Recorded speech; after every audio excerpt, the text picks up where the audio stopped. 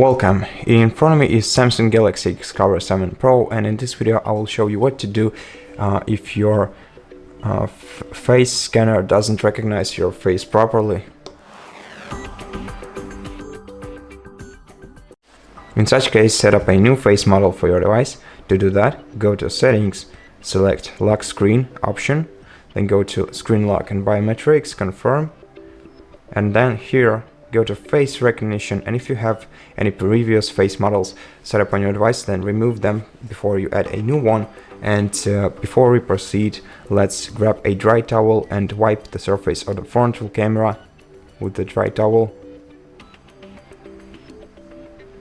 And after you do that, also make sure that the lights in your room are set up properly so that you can clearly see yourself in the camera.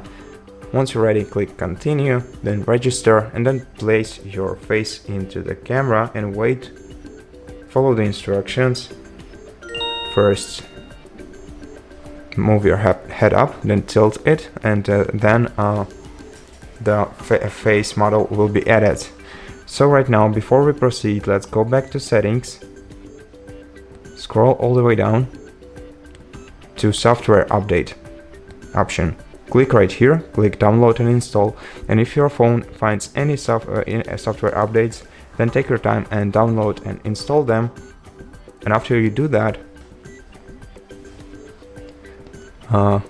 let's hold down the power key and the volume down key for a while. Select restart.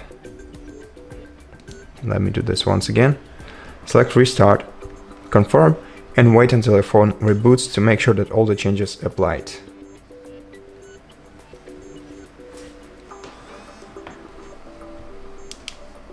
Now unlock your phone,